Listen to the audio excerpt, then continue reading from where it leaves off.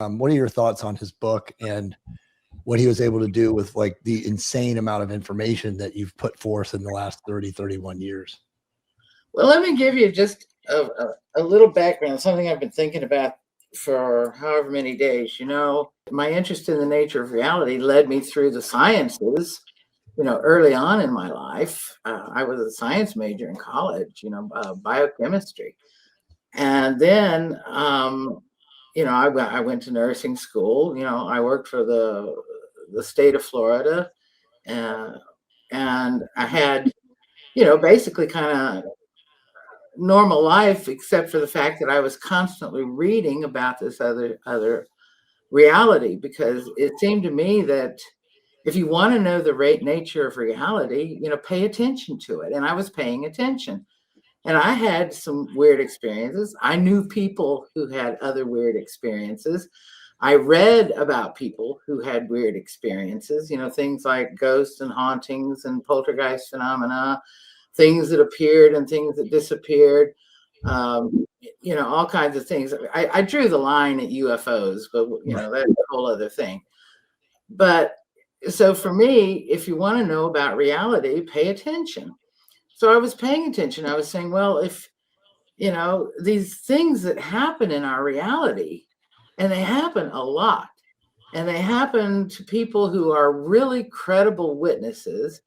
So why is science not paying attention to this? Why are they not studying it? Why are they considering it to be, actually a forbidden topic?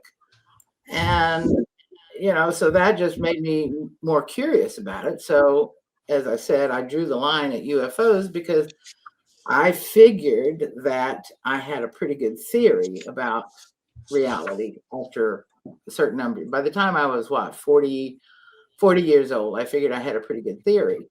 And the theory was that, mind does everything, that people who think that they've been abducted or people who think that they see UFOs, they're just acting out something that's in their subconscious. And I was rather scornful of people who had such experiences. And I would declare, well, they've got the millennial disease, because everybody was, expecting the world to end in 2000 or some terrible thing to happen, or 2012, give or take a few years. So I thought I had a pretty good handle on it, and that mind did everything. Of course, there would be a lot of physicists and scientists of various sorts who would disagree with that, because they've gone, completely in the materialist direction. But, reality doesn't really respond to that. Reality is very, very strange. And sometimes it's stranger than others, and it's always unprovable in the sense of being able to have repeatable experiences. But then so is quantum physics. The thing is quantum physicists are generally allergic to any discussion of the paranormal, yet they deal with things that have paranormal effects, the whole thing. So in any event, I was paying attention to reality, and making a long story short, that led to the Cassiopaean Experiment. And after some fairly dedicated work, because I'd studied enough to have an idea of what I wanted to do and how I wanted to achieve it. So the Cassiopaean Experiment, proceeded, and things went along. And then I realized, well, the answers we're getting from this source are so, in some cases, wildly different from what has been pronounced by, such as Madame Blavatsky and some of the older esotericists and so forth. And I said, because the Cassiopaeans are kind of like, give answers that are semi-scientific or somewhat scientific, and then semi-esoteric, or, definitely esoteric. So there was kind of like a combination of things. So years went by. Harrison came upon the scene, And he just has this ability to, boil things down, and to, his memory, I'm sure, is almost as good as mine when he's working on a project. He remembers stuff, or, things ping in his brain, and he goes looking for it and finds it. So he came along, he wrote a series of articles that we published on our website, our news website, actually, called the Cassiopaean Hit List. And he would go through the things the Seas had predicted, or generally predict, because they're not really big on hard and fast predictions, but they're okay on, fairly general predictions. And he wrote this amazing series of articles. And I think that probably should go into a little book too, Harrison, if you ever get around to it. And then he started the Cassiopaean Substack.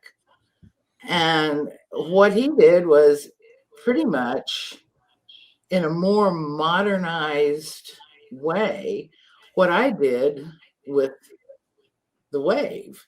Right. He is going, and he's, he'll bring up like a transcript from the series, but then he'll go looking, did anybody else experience something like this, or encounter something like this, or have a clue that it might be this way, which was pretty much what I was doing with the Wave. It was like, okay, the Seas have said this. Is there any evidence that supports it?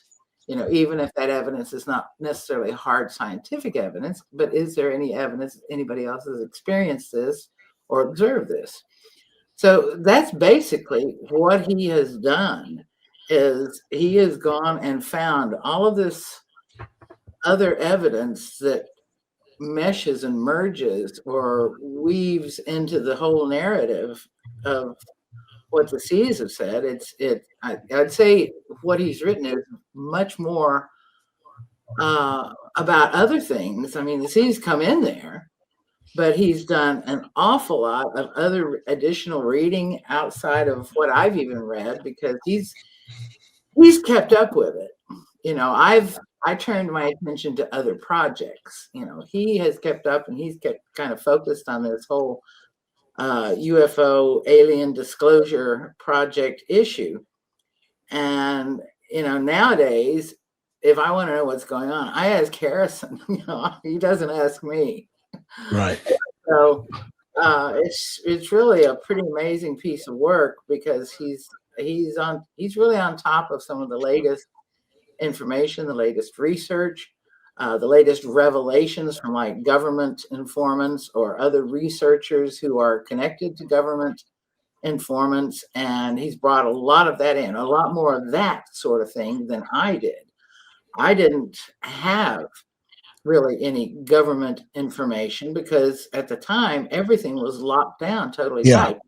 In the last however many years, 10, 15 years, with the this push for disclosure, there have been a lot of bits and pieces of information that started leaking out, and then more and more and more. And Harrison has been on top of that.